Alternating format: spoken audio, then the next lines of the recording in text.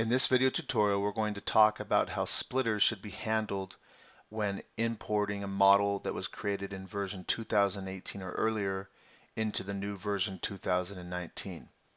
And we're actually going to start by just defining what a splitter is and how it was used in version 18 or previous and how it's used now in version 2019. So we're going to start by opening up Builder 2018. We're going to be using mainly Floor Pro today, so we'll go ahead and turn on Floor Pro, and we'll model a slab here. So we're just going to take just any ordinary slab, and for this slab we're going to model maybe a couple of walls. We'll model a few columns here. I'm also going to model openings.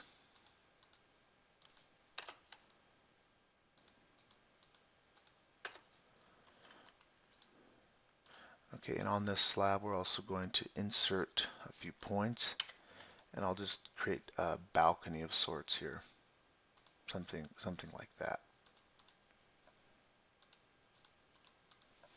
Now, in version 2018, just one very simple example is if I create, let's assume I want to just put a design strip up at this topper frame line where we have a wall and two columns, and I go to floor design and I just create a strip like this.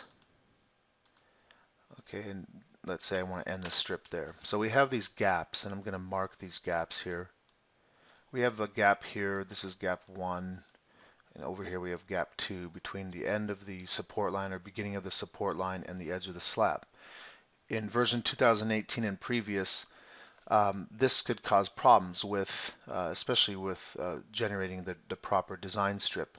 So if we're not going to add any other support lines at these lower frame lines, for example, maybe this support line here, and I might even have this support line here, if those are not added and we're just looking at one particular strip, I need to at least add a support line which bounds the edge of the tributary. So, or excuse me, I would add a splitter. So I'm going to add a splitter like so. This is going to create a boundary for the design strip to be generated within this zone. So if we take this now and I generate that splitter, this is an X support line, so I'm going to be using an X splitter. I'm just going to add a splitter like so. So this offers the user some flexibility in being able to generate custom design strips. Now, if I generate the strip, you can see that there's a warning. It says it found one support line with less than 2 sections on it, which is this support line. And the reason this is happening is because this endpoint and this endpoint do not terminate at either a slab edge or another boundary, which is a splitter. So in this version of the software, in previous, we require, in this case, another boundary. This would either have to be stretched out to here, this would be stretched out to here, or I would put a splitter along here and here. And this can get very complicated for complicated slabs where you have the need for many splitters because of things like this. So if I go ahead now and add those splitters, let me do that. I'll just go from here and I'll just go up vertically. I at least need to go to the slab edge. In this case, I've gone beyond. That should be okay for this example. Now I've closed this off completely by either a virtual boundary, which is the splitter, or a slab edge. And you can see the top boundary is a slab edge, every other edge is a splitter. So now this will generate a strip in this direction. Now I'm going to go ahead and save this.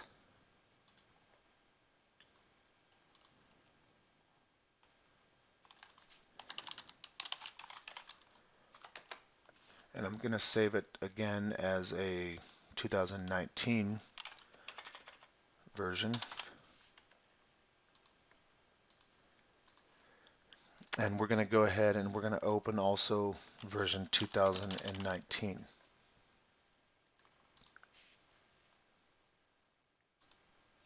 And we'll go ahead and launch the same model. This model will be the 19 version. Now in this case, let's go ahead and I'll go back and just dump out this support line. I'll clear that out. I'm going to delete this splitter and this splitter. In this version of the program, The only splitter you really need is the one that bounds the edge, if that's necessary. In this case, it's necessary only because we're adding one support line in a slab that would actually require more. But we do not need the splitters at the start end, which are perpendicular, let's say, to the direction of the support line. So if I generate the sections here, you can see the program can determine and dictate where the actual tributary needs to start and stop. This allows me to turn that tributary on, like so. So when you have a slab that's much larger than this and requires more intricate work in terms of splitters, this can become a huge time savings, especially in version 2019. Let's go back over to version 2018, and I'm going to go ahead now and just delete out the splitters. I'll clear the design strips, and we'll modify this like it would normally be modeled. Maybe I go out to the slab edge, and then we'll add another strip here. Okay, and we're going to stop that tendon there, or excuse me, that support line at that point. Here I'm going to do something like that, and then I'm also going to add a support line maybe along here. So this might be a legitimate layout of design or support lines for generation of strips. And let's say also we have a beam. Let me add a beam right here. This is an odd location for a beam, but we'll add one just to demonstrate this. So this is a two-way slab support line, and let's say we actually discontinue that so we can put a beam support line along that path. So I'll add here another support line, and this support line will be labeled a beam. Okay, now in version 2018, there's a few very distinct locations where I will absolutely need a splitter, other than just the splitter which kind of bounds off the tributary. Maybe I do that and that. So in this case, let's go ahead and mark these points. I'm going to need one where I have a support line that stops or starts or terminates inside of the slab region. So this one, this is a discontinuous support line. There's a two-way slab here and another one here. This one is continuous through here, but we actually have this one branching off. So this one here and this one here has 2 points where I'm going to need a splitter. And then I also may need splitters around these openings.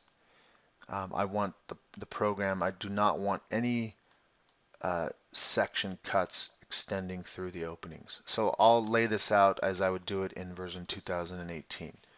And before I actually do that, I'm going to save. Let's see, this is strips 19. I'm going to go back and save this as strips 18. And then I'll save again.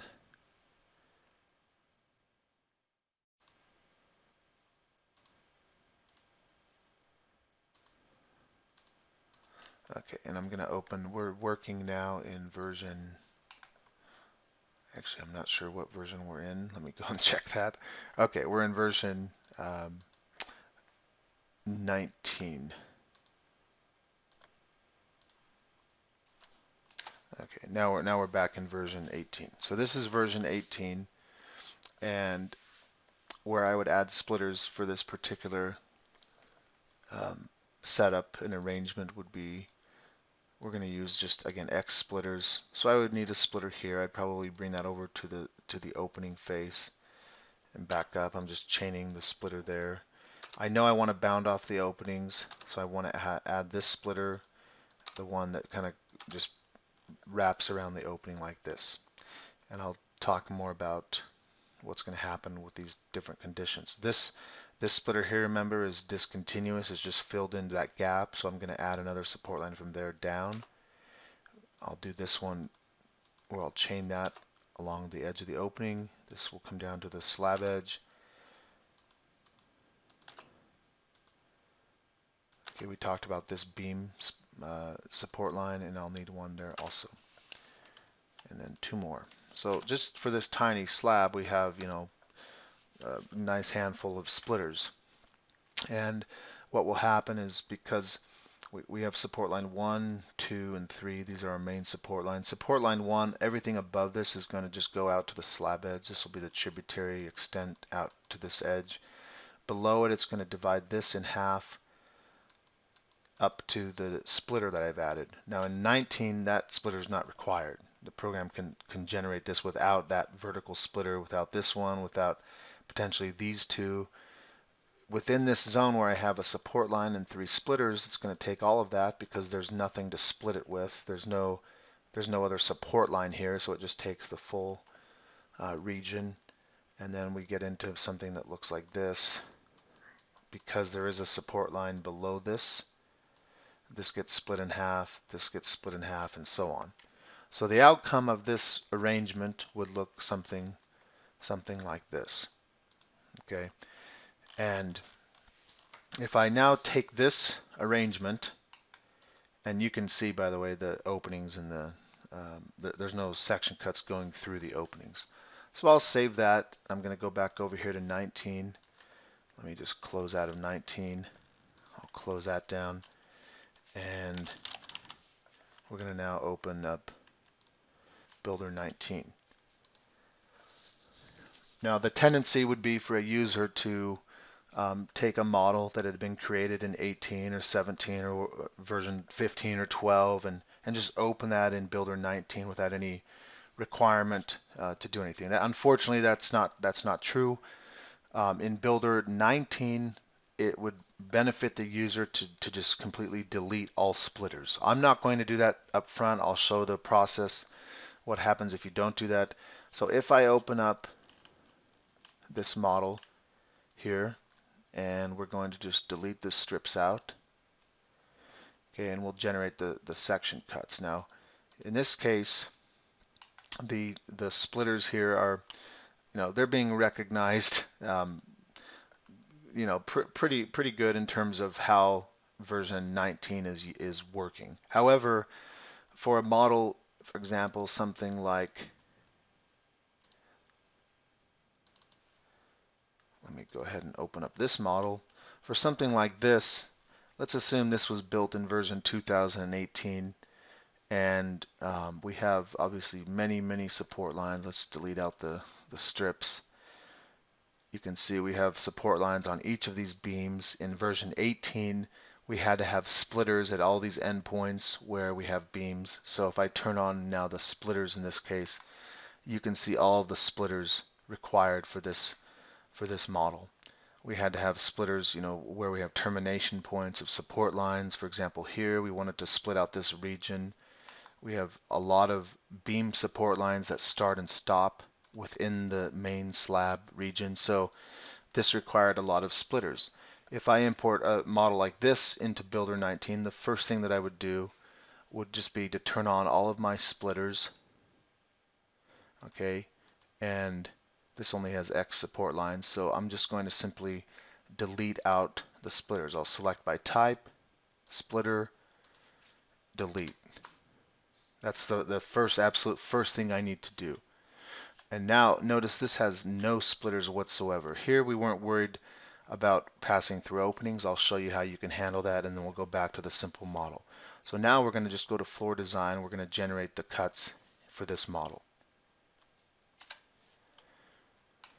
For example, these beams. Had I done that in version 18, I would have had a lot of problems with the strips for beams. But you can see now the program can treat beams properly, even if the points are away from the slab edge, and generate the design cuts and the strips properly.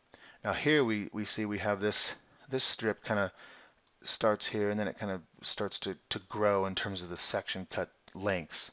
And the reason for that is this point terminates here, so once you get beyond that point, now we're actually trying to subdivide based on this support line below that. If you want to use splitters to customize how that's treated, I could just add a splitter, an X splitter, and say, well, I want this beam to just have the same section cut along its path. So I'll just add a splitter there to terminate these cuts at that boundary. That is the purpose of the splitter in this case, and we'll generate that. Okay, and now you can see those actually stop at that location. So if I have an opening, let's say I want the program to not cut these sections through the opening, another use of a splitter would be to just simply add a splitter here and here. What does that do? That allows the program to terminate the section cut at the face of this splitter. From this side, this will stretch down to this splitter, and this will be void. So I don't need to add splitters, along here and chain them together. That's no longer required. So now if we regenerate, we can see where that's cut there. And this could be done for all openings. Again, if you have a model that was created in a previous version that has splitters and lots of splitters that were done relevant to that particular version, we've improved the feature. Because of that, the user needs to make sure that they clear out the splitters, regenerate the strips, and then determine where they might need splitters in the new functionality case of the splitter. Here's another example where this is actually stretching out all the way down to here because this is outside of the slab. So in this case, I probably would just take that point and move it back up into the slab like so. If I regenerate, this should cut off now at the face right there. Okay, so let's go back. Let's go back over here to this model. Okay, in this model, we're going to, remember we started in 18, we created all these splitters, and then we brought it into version 19. So I'll select again the splitters, delete them. We have no splitters, and we're just going to generate as is in version 19. Now, I might preemptively say, well, I know that I'm going to need splitters potentially along these opening edges. So we'll just add those. We know we want to bound out the openings, so we'll add those 4. That's pretty much all we need. And now we get our strips in version 19, like so. You can see there's like this area where we have a little bit of overlapping. We could add another splitter up along there. And now you get all of them nicely cut along that splitter face. If you have any questions about this process, please let us know. You can contact us at support@adaptsoft.com. Thank you.